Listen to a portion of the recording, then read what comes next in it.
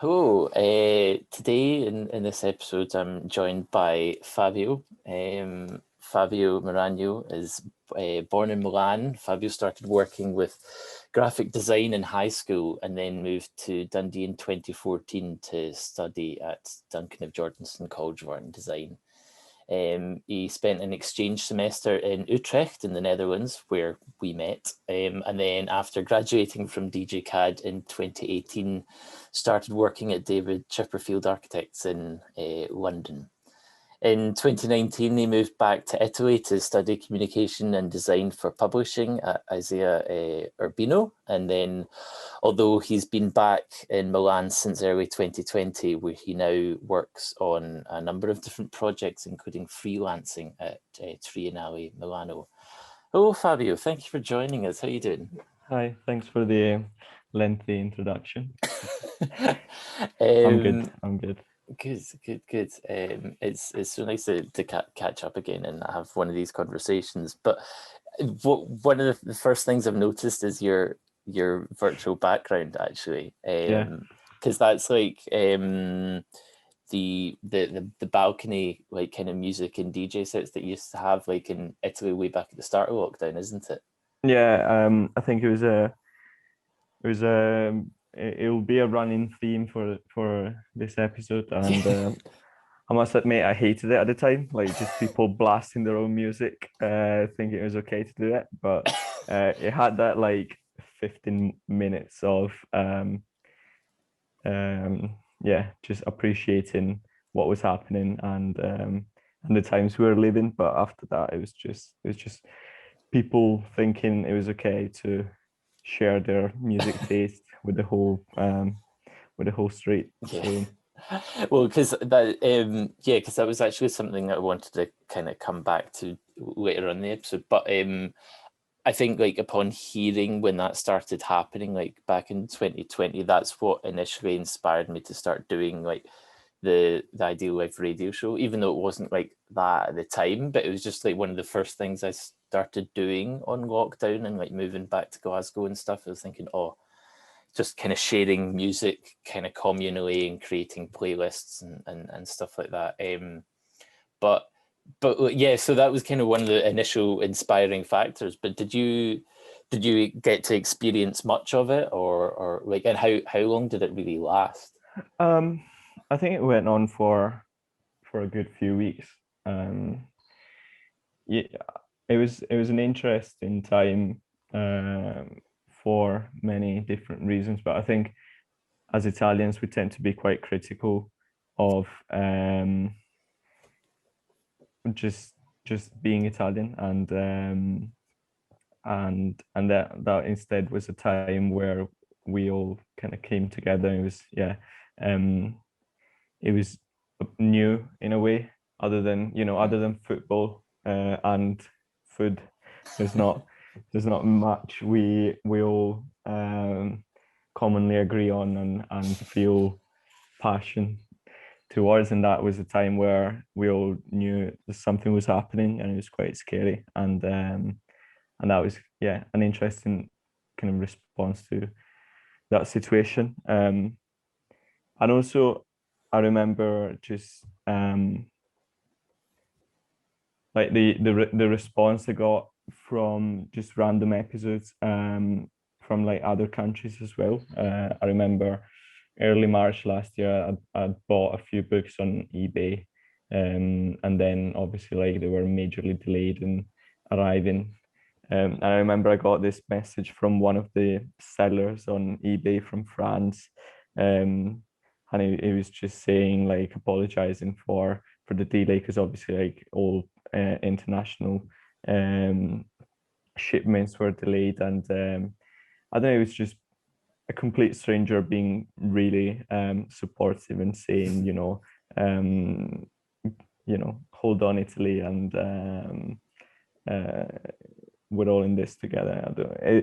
It's cheesy, but it really struck me at the time. Just getting that sort of empathy Mm. from the outside as well. Yeah, I think that there's been like a a definite growth in kind of communality and I suppose kind of empathy and care between people. But then I feel like, well, personally, a lot of that is shown through kind of music and radio, particularly, and how you kind of sharing these different moments with people quite often come through, sound and playing music, and maybe partly to do with like a want and need to kind of get back to those situations where you experience like music and gigs and club nights and parties and stuff like that together. So, but yeah, I feel like music and sound has been like a huge part of lockdown and how it brings people together in a weird way. Yeah, I really enjoyed seeing how it came through your practice, and I think you really managed to just get something from this whole get good input from this whole situation and turn it into something interesting to do, with community and different medium. I think like music is like I grew up on music, playing music, like I played the guitar, played the bagpipes and all that stuff, but like I never saw how it came into my art. It felt like a very separate thing, like what I was making. But then that only seemed to kind of click into place last year. Surprisingly, I don't really know why, but it always felt like very distinct kind of parts of my life that I would never be able to kind of marry together. But yeah, we first met, well, kind of properly met when we went to Utrecht, because we went and did the Erasmus exchange at the same uni in Utrecht. And I can always distinctly remember walking into that flat and you just like kind of popping your head out being like, "Hello, Jamie." And I'm like, "Hello, who are you?" No, but it's just weird that, after that was like, kind of start of third year. So 2 full years we'd been at Dundee, we'd never really met properly. Yeah. Although I definitely remember seeing you walking around student halls, and I think we might have been introduced at some point as well, but we never crossed paths properly. And so I do remember distinctly that moment in our Erasmus hall of meeting, and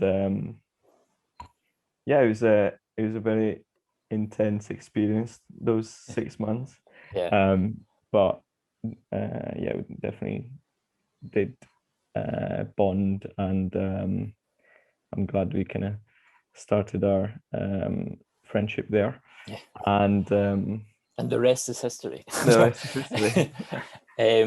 But like from that, we did, like when we were in Utrecht, we did so much because we were lucky enough to go traveling around like different points in Europe and seeing loads of different kind of cities and architecture and art galleries and things like that. Yeah. Do you have any particular cities that we visited that you like really stick in your head, or kind of points in those 6 months that you can think of? Well, we went to Berlin, and it was my first time. Your first time as well? Yeah, I think everywhere we went to was my first time. It was okay. And we have a very similar way of traveling, or doing those kind of travels. So in kind of intense 30K, walking around a day and just seeing as much as you can, and then hop on a bus back for the rest of the week. And Berlin was really good. And then we went around the Netherlands a bit, and we went to Brussels, and I kind of remember that specifically because we went over a weekend, a long weekend probably, and I remember just going to see many like independent galleries together, which is which is new for me. And I think that was the first time I had someone that could kind of talk me through, and you know, like what I was seeing in terms of maybe like more contemporary art. And I think you grow up in Italy and you're obviously like highly exposed to all sorts of art and architecture, but a lot of it is from Renaissance and just older times. And even, you know, we have like very, especially in Milan, we have like very big museums and um, big exhibitions coming in throughout the year. But I've always missed so getting to know more independent galleries and artists, and a lot of more contemporary art, which I still don't know much about, but I think the that time allowed me to sort of develop a better understanding of how to come into contact with that world in particular. And also another thing is, and we've talked about this in the past, that yeah, I think when you go here, when you go and see paintings of, I don't know, Leonardo or Michelangelo and that, and you're well conscious that you'll never be able to do anything similar or replicate that kind of art. And I always find it quite daunting for someone interested in that world. And then I think um, I think contemporary art feels more approachable in the way that you're more free to express yourself through your own tools. And you know, it's more about what you want to say, and your and the idea that you you want to communicate, and the research that you have that you want to share, and then sort of finding your way to put that across, not without having to worry about, you know, certain technical skills or and so that was very freeing, coming to realization with that, and how then it informed my design practice, and coming to today with trying to work into the art world, and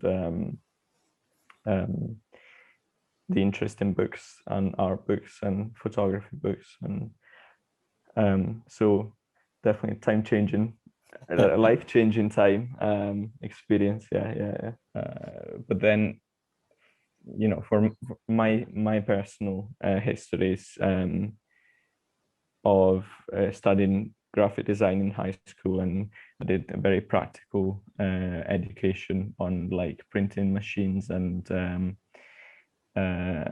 just, you know, that whole like printed product production, which then I sort of try and pair with more like background thinking and project developing in uni, and research, and really kind of like extending beyond just being a machine operator, and but that idea of working with physical products, books, and printed posters and stuff. But I think that always it was always stuck with me, and well, you can't really avoid working with digital today, you know, and definitely in some way that's where my practice, but maybe all practices are moving towards in the future.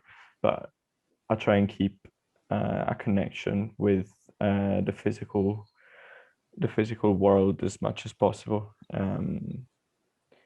And it's nice. I mean, that, you know, everyone says when you get a book and you can hold it in your hands, and and feel the weight, and touch the paper and that, and flick through it, then that's the beauty about it. I suppose it's true.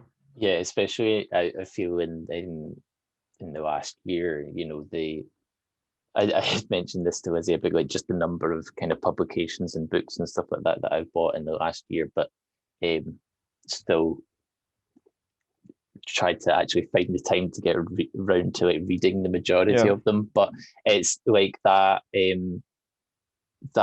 feeling of like the mail is coming and there's something, like there's a package for me, and that's like such an exciting moment of the day, which is maybe kind of sad in a way, but it's like that's something kind of to look forward to the physicality and being able to like actually kind of flick through something. Definitely I think there's one kind of bookmaking which is maybe like for the in a way cost effective and for the mass, and it's probably still in a good way to do with just printing content on pages and distributing that. And then I think there's another way of approaching it, and it's you think a lot more about the book as an object, and how you deliver the content that it carries, but also how it can become a something that you want to keep and you want to have, and it looks unique or it looks in a certain way, and and there's a whole other kind of layer added, and we could also talk about in a way how artist books and art books in general are like a field for collection as much as art itself, and not as explored and not as recognized, but maybe in a way even more intimate, because you can't really hold I don't know 2x2 painting in your hands, or a statue, or but except for a few cases, you can probably 99% of the times hold the book in your hands and just you kind of like have it, and it's I suppose like it's that kind of step between the kind of mass production and the kind of bespoke making, bespoke design, but I mean, in terms of your own bookmaking, well, I mean, like over the years we've kind of worked together, or like constantly being kind of inspiring and feeding back with each other, and kind of giving inspiration to each other's like projects, and like being that wall to bounce off of. But we've actually done kind of very little projects where it's like just the two of us, and the number of times that we've said, oh, this is a great idea, let's make a publication, but then just like never actually got around to being able to do it because of time, because like working or studying or both, or what have you, life gets in the way. But one that we did recently manage to do was the Enzo Mari book that you designed. Do you want to talk a wee bit about that? So that was one of the first projects at Easy Urbino that I was asked to work on for the course, and I think the task was to redesign, or and going back to what we were talking about a few minutes ago, you have the autobiography of Enzo Mari, who's this very important Italian designer that sadly passed away last year, and he's been very present in exhibitions and publications, and in kind of generally the design world in the last couple of years, I feel, or at least in my life, he seems to have popped at all different stages and places. But yeah, we were asked to redesign his autobiography, which had been published by a major publisher here in Italy, and it was just no images, no study of the format, no, it was just like printed and bound and sold, and that was it. And so the task was to try to try to interpret it in a different way. And I thought almost straight away, as soon as I kind of worked out the direction I wanted the project to take, that it would be a good project to have you involved on.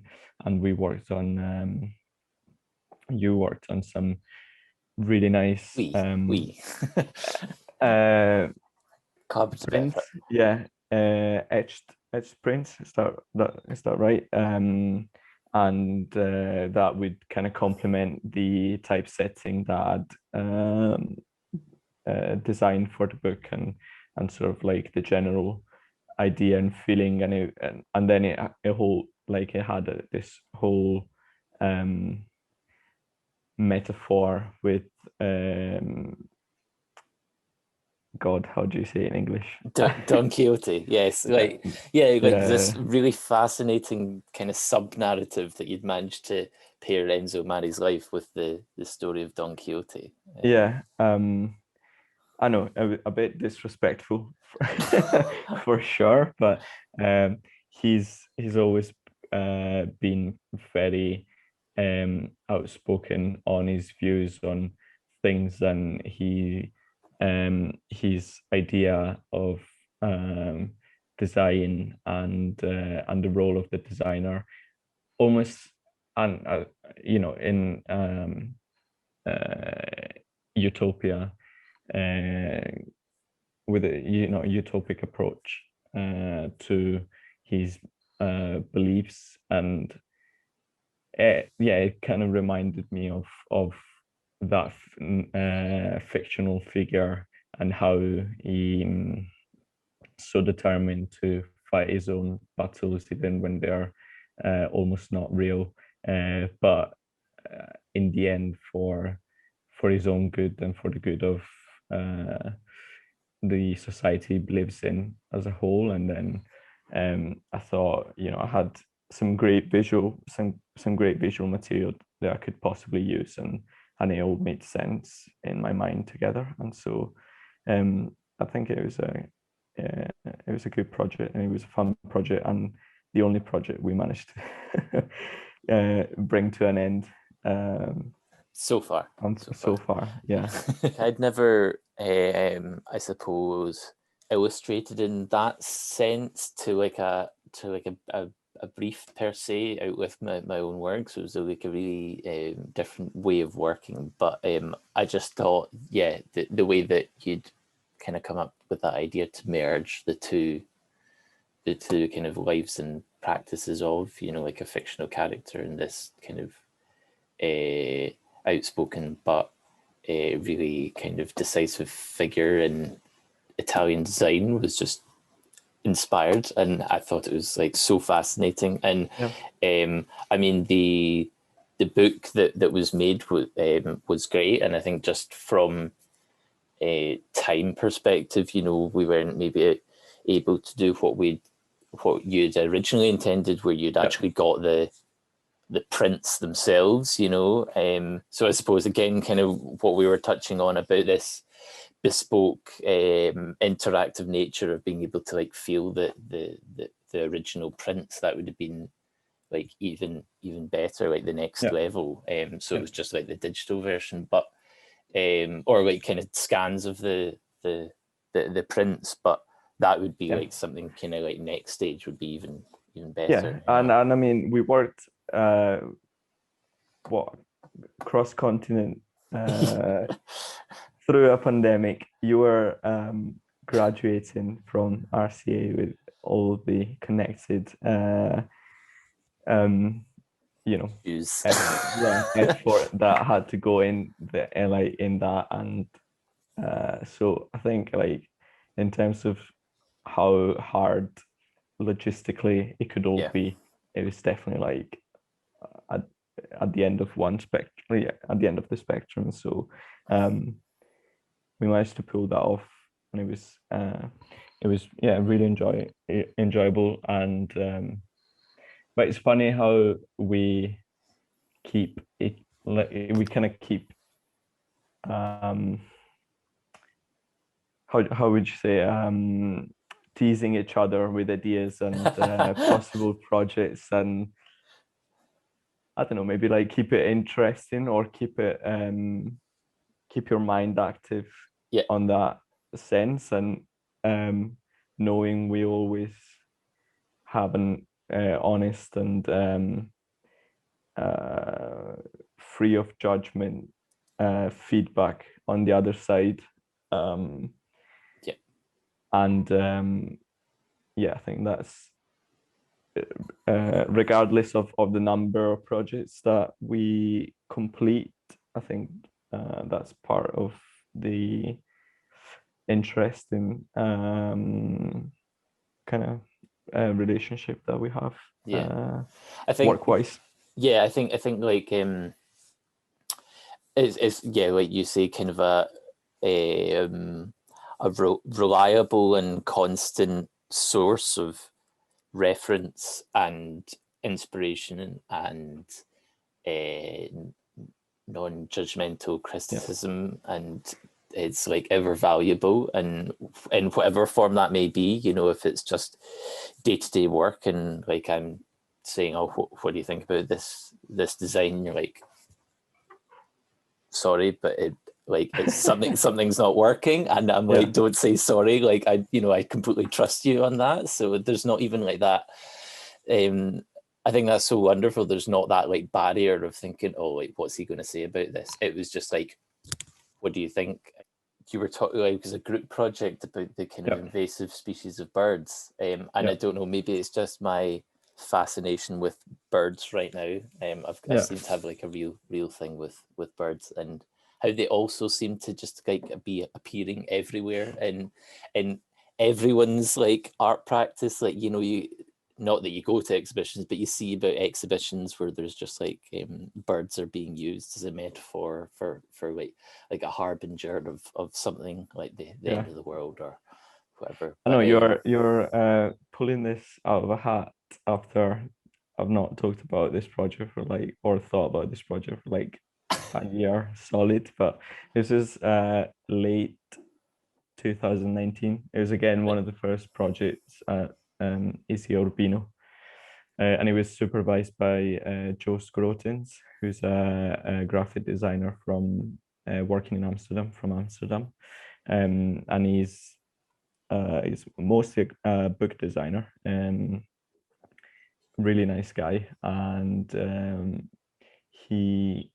I would say mostly works in information design, and he works on these books that are generally quite dense of information and content and data of all kinds, and he has this fascinating ability to craft these books that just are able to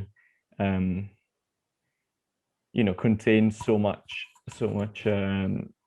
material and still look very clean and sharp and contemporary as well. And so for his course, the challenge was to research invasive species in the Italian territory, and then produce a group publication that would feature as much information that we could gather about these species, and images and text and scientific information, and then how you would all combine it into fixed the fixed limits of a printed page. So that was really interesting and something that I really enjoyed. But then I also must admit that there's definitely like a self-indulgence in graphic design sometimes to set ourselves tasks of creating very elaborate layouts just for the for the purpose of demonstrating to be able to control them within the page, and so like or at least that's something that I particularly enjoy at times. And so yeah, in that case specifically, being able to collect diagrams and images and then tables and long texts, and then figuring out a way that I could all slot into a system of the system of the book. I can specifically remember at one point when you'd like sent me over an example of I think one of the birds that was contained in the book, and I can't remember the top of my head now, but was it a type of parakeet or something? And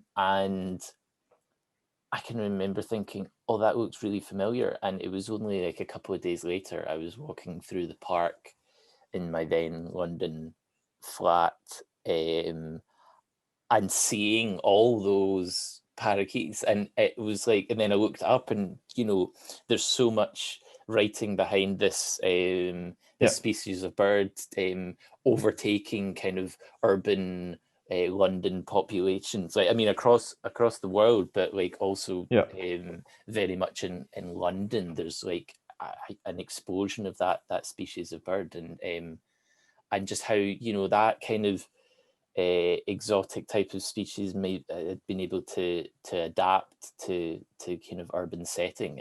And I mean they're beautiful birds, but it was just like so random to see, other than like a pigeon. I know.